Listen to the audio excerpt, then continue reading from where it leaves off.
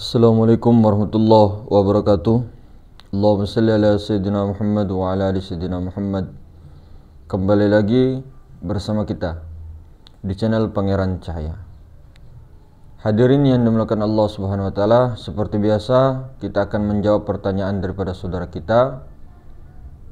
Beliau bertanya, "Kang Mas, apa sebenarnya hakikatnya anak yatim yang disebutkan di dalam Al-Quran seperti di dalam surat Al-Ma'un dan yang lain-lain?" Baiklah, kita jawab saudara-saudaraku. Yang dimaksud dengan anak yatim di dalam Al-Quran itu, di dalam surat Al-Ma'un, itu sebenarnya kalau kita berbicara syariat, tentunya kita sudah tahu, semua orang sudah tahu, anak yatim, anak piatu. Anak yatim itu yang tidak mempunyai bapak, anak piatu yang tidak mempunyai ibu. Anak yatim piatu, dia tidak punya bapak dan ibu.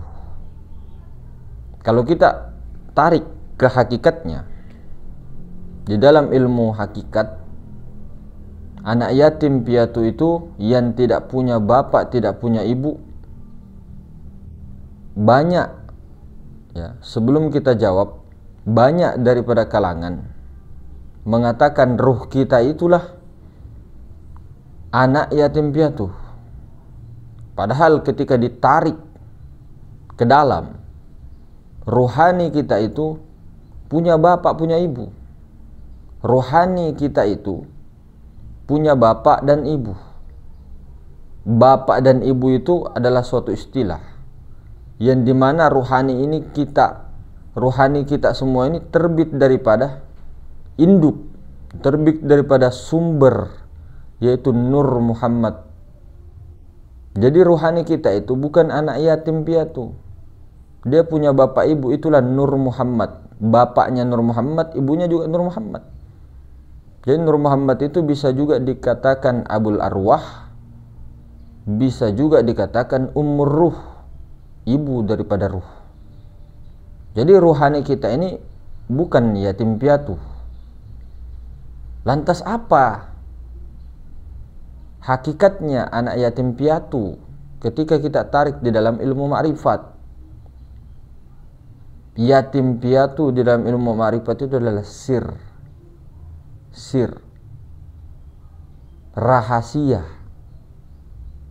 Itulah sebenar-benarnya anak yatim piatu. Rahasia itu siapa? Nur Muhammad. Rahasia itu Nur Muhammad.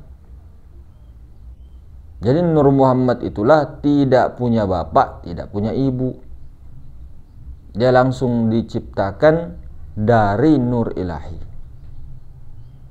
tidak melalui proses seperti ruhani kita. Ruhani kita punya bapak, punya ibu, yaitu Nur Muhammad. Mas, bukannya ruhani itu Nur Muhammad? Kalau kita tarik ke hakikatnya, belum. Jasmani rohani, ini jasmani. Nah, jasmani, di dalam jasmani ada ruhani. Nah, jasmani rohani. Jasmani rohani ini terbit atau dari Nur Muhammad. Kalau mengatakan jasmani rohani itu Nur Muhammad, itu tajalli Nur Muhammad. Kalau secara istilah dia Muhammad, tapi Nur Muhammad zohir, Nur Muhammad batin.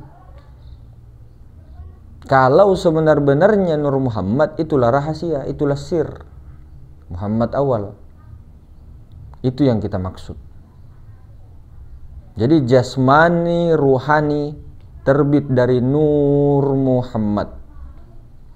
Jasmani ruhani terbit dari Nur Muhammad. Nur Muhammad itulah anak yatim piatu.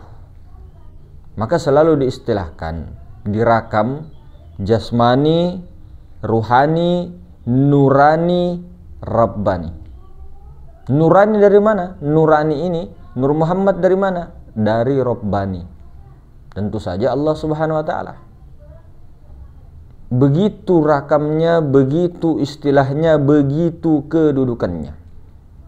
Jadi jasmani rohani kita ini dari Nur Muhammad. Jadi sebenar-benar Nur Muhammad itulah nurani, itulah sir. Itu yang tidak punya bapak ibu. Nah, tidak bisa dikatakan bahwa Nur Muhammad punya bapak, punya ibu. Kalau rohani kita iya. Nah, begitu ya. Jadi ketika sudah mengetahui yatim piatu secara hakikat, kita betul-betul mendalami, merenungi, mentafakuri, mentadabburi apa sebenarnya maunya Nur Muhammad itu. Dengan apa caranya secara syariat menolong anak yatim piatu. Secara syariat kita seperti kita yang menolong anak yatim piatu, padahal hakikatnya Allah Ta'ala yang menolongnya. Artinya bagaimana caranya menolong yatim piatu? Dengan memperbanyak bersolawat. Dengan memperbanyak solawat apa saja. Dengan sering-sering bermusyahadah kepada Nur Muhammad, kepada hakikat Muhammad. Dengan sering-sering seperti itu, maka hakikat Muhammad atau Nur Muhammad atau yatim piatu tadi akan memberikan daripada seluruh kekuatan daripada induknya sedikit demi sedikit. Kekuatan daripada dirinya sedikit demi sedikit tajalli kepada jasmani ruhani kita. Maka itulah yang diinginkan daripada hakikat Muhammad. Nah, hakikat Muhammad itu hanya satu, meliputi sekalian alam. Namun ada percikannya di dalam nurani, di dalam hati yang paling dalam kita, di balik ruhani, di balik ruhani kita berkedudukannya pada diri kita di dalam nurani. Di nurani kita itu sir itu Nur Muhammad berkedudukan. Maka disitulah hak kewajiban kita jasmani ruhani itu tadi diesakan. Jadi jasmani ruhani kita ini diesakan dengan Nur Muhammad. Jasmani ruhani kita ini dileburkan kepada Nur Muhammad. Itulah haknya yatim piatu. Disitulah kita secara syariatnya membantu yatim piatu, memberi makan yatim piatu. Secara syariatnya kita, namun hakikatnya Allah Ta'ala. Nah, jadi seperti itu. Secara kenyataan kita sering memberikan makan daripada anak yatim, anak piatu, yatim piatu di panti asuhan misalnya dan sebagainya. Iya, itu betul. Itu adalah suatu pekerjaan yang mulia, suatu pekerjaan yang sangat terpuji. Namun pernahkah kita memberi makan yatim piatu yang sebenar-benarnya yatim piatu? Itulah hakikat Muhammad yang tidak punya bapak, tidak punya ibu. Itulah sumber, itulah amanah, itulah utusan yang sebenar-benarnya Allah Subhanahu wa Ta'ala. Utusannya Allah. Jadi hakikatnya ketika berselawat itu ke situ larinya. Ke situ larinya. Maka jasmani rohani kita kena pantulannya. Nah, jadi begitu. Itulah yang disebut yatim piatu, hadirin semuliakan. Jadi kemungkinan seperti itu kita sudah jawab daripada pertanyaan saudara kita. Adapun jawabannya masing-masing kembali kepada diri. Karena banyak daripada paham juga itu mengatakan bahwa ruhani kita itu anak yatim piatu. Kalau kita di sini tidak. Ruhani itu ada bapaknya, Nur Muhammad. Ada mamanya, Ummur Ruh Nur Muhammad. Nur Muhammad itulah sir. Sir itulah yang tidak punya bapak, tidak punya ibu. Kalau dikatakan dia ruh, memang ruh suci, ruh mutlak, ruhul muqaddas. Ruhul muqaddas itu tidak banyak, satu saja. Sementara ruhani itu banyak.